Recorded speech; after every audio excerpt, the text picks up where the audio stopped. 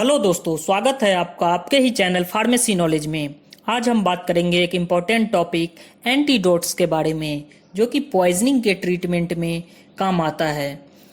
साथ ही साथ हम जानेंगे पॉइजन्स और उसके क्लासिफिकेशन के बारे में, और कौन कौन से एंटीडोट्स कौन कौन से पॉइजन के इफेक्ट को कम करने के लिए काम आता है, उसके बारे में भी हम जानेंगे।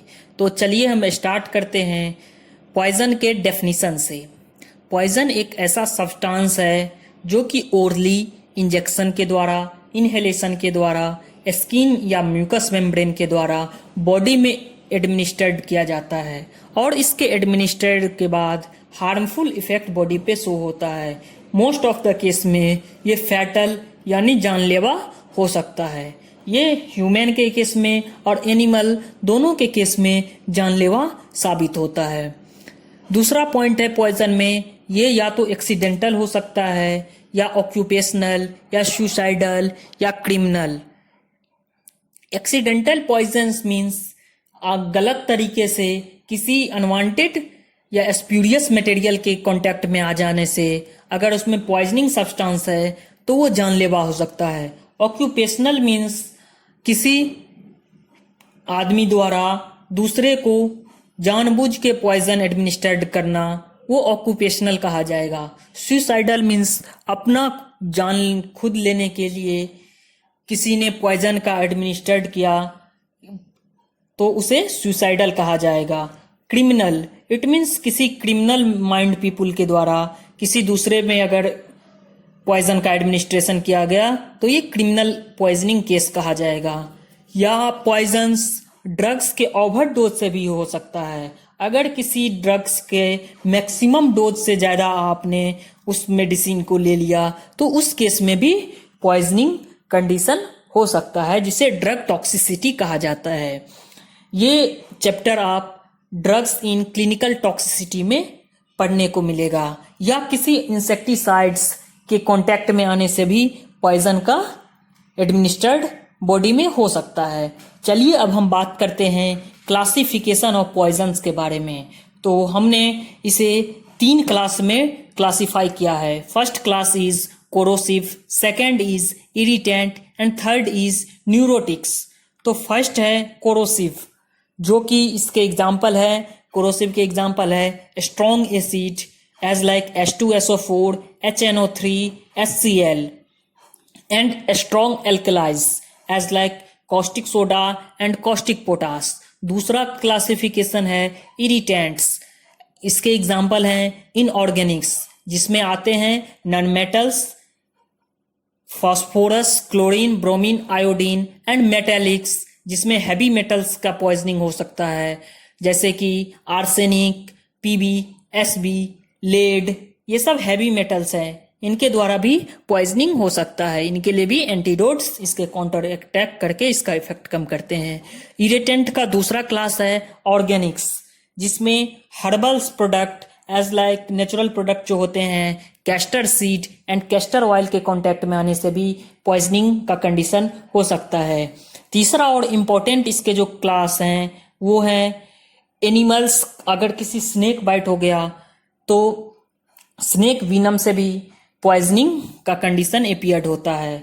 तीसरा इसका क्लास है मैकेनिकल्स, जिसमें डायमंड डस्ट और ग्लास पाउडर के भी एडमिनिस्ट्रेड हो जाने से पॉइजनिंग का केस अपीयर्ड होता है।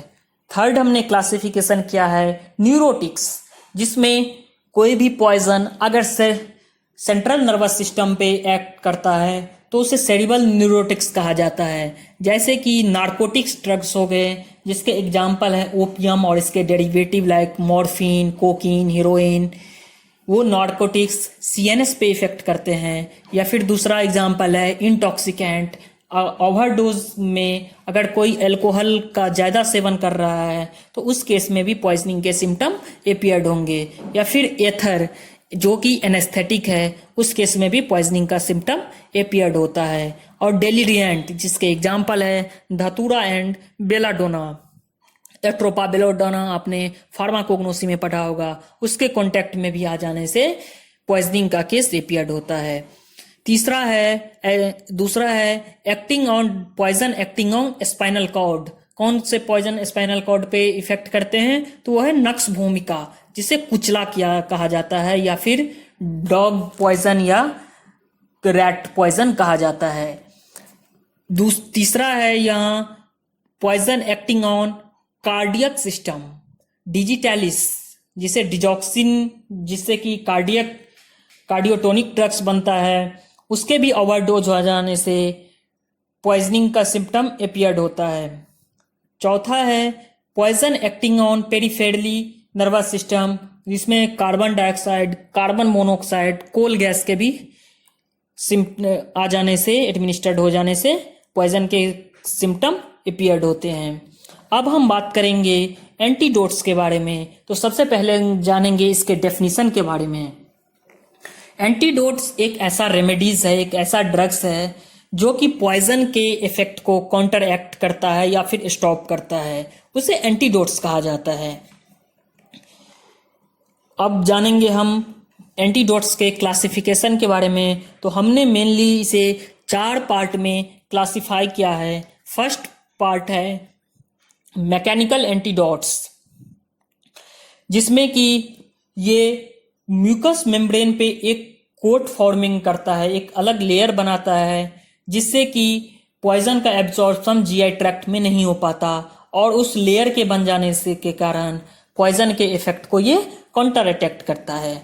दूसरा क्लासिफिकेशन है सिस्टेमिक एंटीडोट्स। इसमें इंट्रावेनसली या मस्कुलर इंजेक्शन के द्वारा पॉइजन के इफेक्ट को स्टॉप किया जाता है। जैसे मॉर्फिन के पॉइजनिंग में कैफीन का इंजेक्शन एडमिनिस्टर्ड किया जाता है इंट्रावेनसली, या फिर पिलोकार्पिन के पॉइजनिंग में एट्रोपिन का इंजेक्शन लगाया जाता है। थर्ड है यूनिवर्सल एंटीडोट्स। ये सबसे इंपॉर्टेंट है। इसमें क्या होता है, अगर आपको पता नहीं है कि सामने वाला कौन सा पॉइजन एडमिनिस्टर्ड किया है या उसके बॉडी में कौन सा पॉइजन है, तो उस केस में हम यूनिवर्सल एंटीडोट्स देते हैं उस पेशेंट को। साथ ही साथ जब हमें पता नहीं होता कि इसके सामने वाले पेशेंट के बॉडी में एक से ज्यादा पॉइजन है, तो उस केस में भी हम यूनिवर्सल एंटीडोट्स का यूज करते हैं।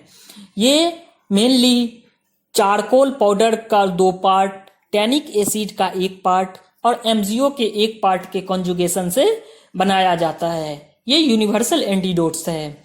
नेक्स्ट क्लासिफिकेशन है चिलेटिंग एजेंट। ये सबसे स्पेसिफिक एंटीडोट्स माना जाता है और इसका बहुत ही वास्टली यूज किया जाता है। अगर किसी में heavy metal as like arsenic, lead का पॉइजनिंग हो गया है, तो उस केस में चिलेटिंग एजेंट का यूज किया जाता है। ये stable, soluble and non toxic complex बनाता है बॉडी में, जिससे कि हैवी मेटल्स के बॉन्ड जो बना लिए होते हैं टिश्यू में, उसको ये डिसोसिएट करता है और इसके फंक्शनल माइक्रोमोलिक्यूल्स को भी ये स्टॉप करता है, जिससे कि पॉइजन के इफेक्ट कम हो जाता है। चिलेटिंग एजेंट के एग्जाम्पल है BAL, बाल, जिसके फुल फॉर्म है ब्रिटिश एंटी लेविसाइट, और जिसके एग्जाम्पल है बाल के डाइमिकारपोल। ये एग्जाम पॉइंट ऑफ व्यू से वेरी इंपॉर्टेंट ड्रग है।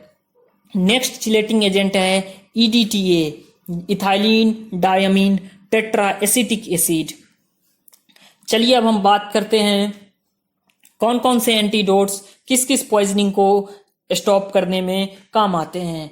तो सबसे पहला है इंसेक्टिसाइड पॉइजनिंग। अगर किसी को इंसेक्टिसाइड लाइक ऑर्गेनोफॉस्फोरस कंपाउंड का पॉइजनिंग हो गया है, तो उसमें हेक्सा इथाइल टेट्राफॉस्फेट या ऑक्टामिथाइल पायरोफॉस्फोरामाइड का पॉइजनिंग हो गया है, तो उसमें जो हम एंटीडोट्स यूज करेंगे वो है एट्रोपिन का इंजेक्शन। उसमें एट्रोपिन का इंजेक्शन इंट्रावेनसली या इंट्रामस्कुलरी एडमिनिस्ट्रेट किया जाता है। साथ ही साथ PAM, पिरिमिडिन टू एल्डोक्सिन मेथियोडाइन का इंजेक्शन भी उसे एडमिनिस्ट्रेट किया जाता है एंटीडोट्स के रूप में। सेकेंड पॉइजनिंग है आर्सेनिक पॉइजनिंग, जो कि एक हैवी मेटल पॉइजनिंग है। इसमें जो हम एंटीडोट्स यूज करेंगे उसका नाम है डाइमिकारपोल एंड EDTA, जो कि एक चिलेटिंग एजेंट है। थर्ड है लेड पॉइजनिंग। लेड पॉइजनिंग में एंटीडोट्स यूज किया जाता है dimercaprol, EDTA and penicillamine. Fourth poisoning का केस है मर्क्यूरी पॉइजनिंग। इसमें जो एंटीडोट्स का यूज किया जाता है वो है डाइमिकार्पोल एंड पेनिसिलामाइन। नेक्स्ट है बार्बिचूरेट पॉइजनिंग। इसमें जो एंटीडोट्स का यूज किया जाता है वो है एम्फेटामिन सल्फेट, जो कि इंट्रावेनसली एडमिनिस्ट्रेट किया जाता है पेशेंट के बॉडी में। नेक्स्ट पॉइजनिंग का केस है वो है कैनबिस पॉइजनिंग। कैनबिस पॉइजनिंग अगर किसी को है तो उसमें strychnine injection as antidotes administrate किया जाता है। नेक्स्ट कंडीशन है एस्पिरिन पॉइजनिंग। अगर किसी को एस्पिरिन पॉइजनिंग है तो उसमें activated charcoal as a antidotes administrate किया जाता है। नेक्स्ट है ओपियम पॉइजनिंग।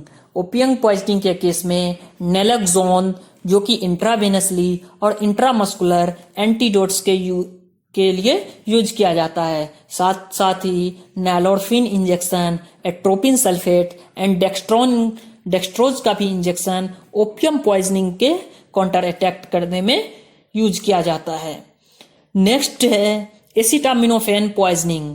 उस केस में acetylcysteine as a antidotes use किया जाता है। नेक्स्ट है साइनाइड पॉइजनिंग। इस केस में एड्रेनलिन का injection, amyl nitrite inhalation, sodium nitrite injection, sodium thiosulphate injection as antidotes use किया जाता है। नेक्स्ट है केरोसिन पॉइजनिंग। केरोसिन पॉइजनिंग के केस में nikethamide solution and sodium benzoate injection as antidotes use किया जाता है। नेक्स्ट है एक्यूट आयरन पॉइजनिंग। उस केस में डेफ्लोरोक्सामिन एज एंटीडोट्स यूज किया जाता है। नेक्स्ट है वारफरीन टॉक्सिसिटी।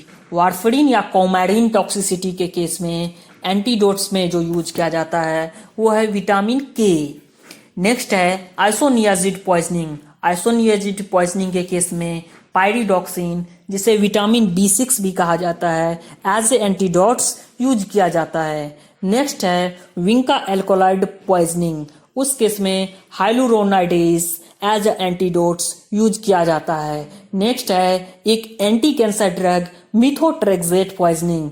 उस केस में ल्यूकोवोरिन कैल्शियम एज एंटीडोट्स यूज किया जाता है। नेक्स्ट है एक ब्रोंकोडायलेटर्स थियोफाइलिन, जो कि अस्थमा के ट्रीटमेंट में काम आता है। उसके ओवरडोज से जो टॉक्सिसिटी होता है उस केस में activated charcoal as antidotes use किया जाता है। नेक्स्ट है बेंजोडायजेपिन्स टॉक्सिसिटी। उस केस में फ्लूमाजेनिल एज एंटीडोट्स यूज किया जाता है।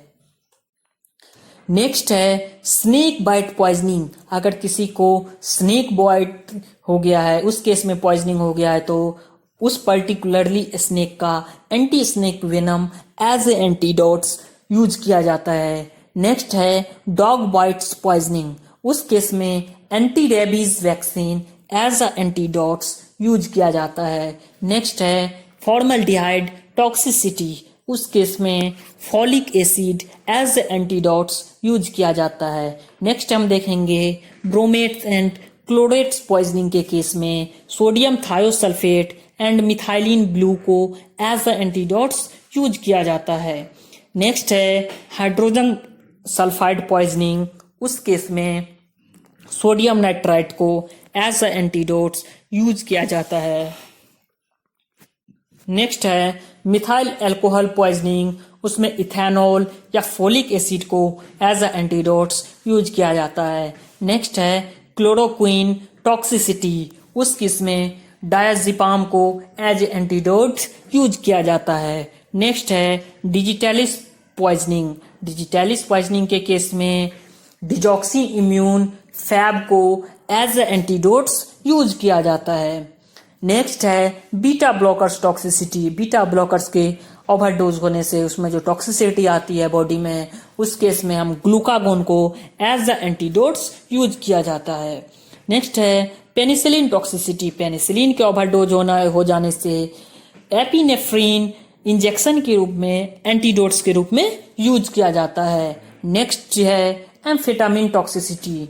एम्फेटामिन टॉक्सिसिटी के केस में प्रोपेनोलॉल को एज एंटीडोट्स यूज किया जाता है। नेक्स्ट है एंटीकोलिनर्जिक टॉक्सिसिटी। एंटीकोलिनर्जिक टॉक्सिसिटी के केस में फाइसोस्टिग्मिन का injection as a antidotes use किया जाता है।